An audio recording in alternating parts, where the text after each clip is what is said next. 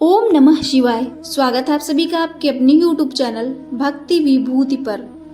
साल 2025 में संतान सप्तमी का व्रत कब रखा जाएगा? पूजा का शुभ मुहूर्त क्या रहेगा?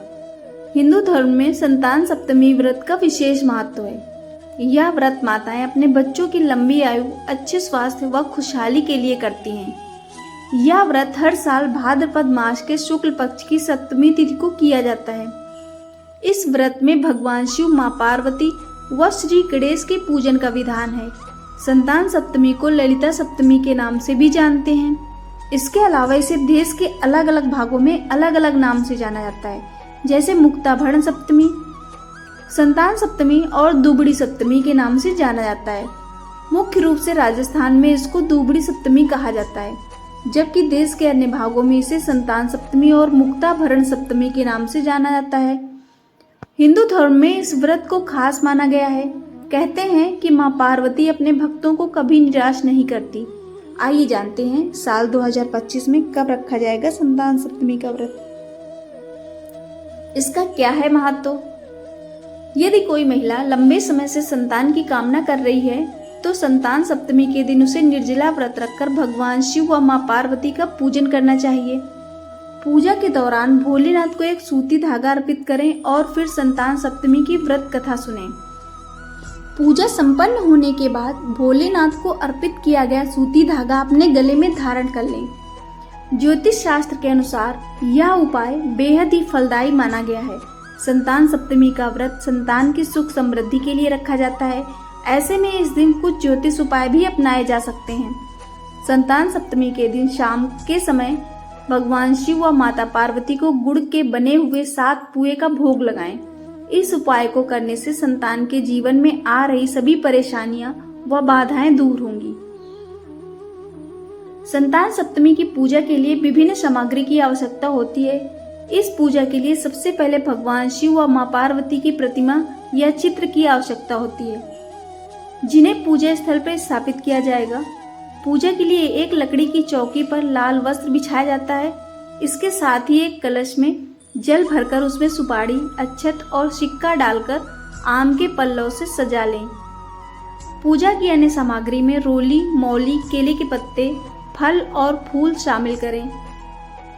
भोग के लिए 7 पुआ या मीठी पूड़ी तैयार की जाती हैं। कपूर, लौंग, सुपारी और सुहाग का सामान भी पूजा में प्रयोग किया जाता है। अंत में चांदी का कड़ा या रेशम का धागा व्रती द्वारा पहनने के लिए रख लें।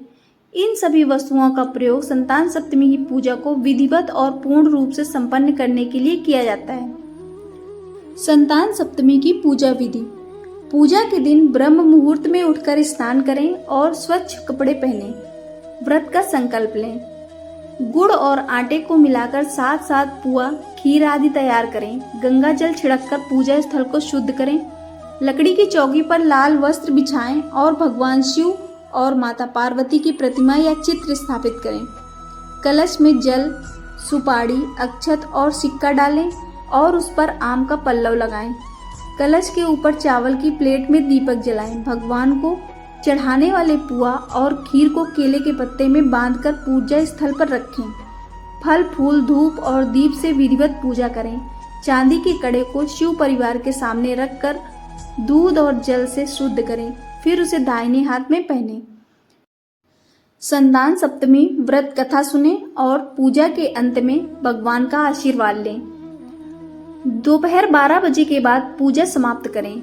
7 पुआ ब्राह्मण को दें और बचे हुए पुआ को स्वयं प्रसाद के रूप में ग्रहण करें। इससे व्रत का पारण करें। यदि नया चांदी का कड़ा नहीं खरीद पा रहे हैं तो पुराने कड़े को गाय के दूध से धोकर शुद्ध किया जा सकता है। संतान सप्तमी व्रत विशेष रूप से संतान के सुख और समृद्धि की कामना के लिए किया जाता है। इस दिन की पूजा विधियों का पालन करते हुए सही तरीके से व्रत करने से संतान की सुरक्षा और दीर्घायु की प्रार्थना की जाती है। साल 2025 में संतान सप्तमी का व्रत 30 अगस्त शनिवार को रखा जाएगा। सप्तमी तिथि 29 अगस्त को रात 8:21 पर प्रारंभ होगी और 30 अगस्त को 10:46 पर समाप्त होगी। पूजा का शुभ मुहूर्त 11:56 से लेकर दोपहर 12:47 तक रहेगा। आपको यह जानकारी कैसी लगी? कृपया कमेंट करके अवश्य बताएं। जानकारी पसंद आई हो तो वीडियो को लाइक और शेयर करें। ऐसी और भी जानकारी और कहानियों के लिए चैनल को सब्सक्राइब करना ना भूलें। धन्यवाद।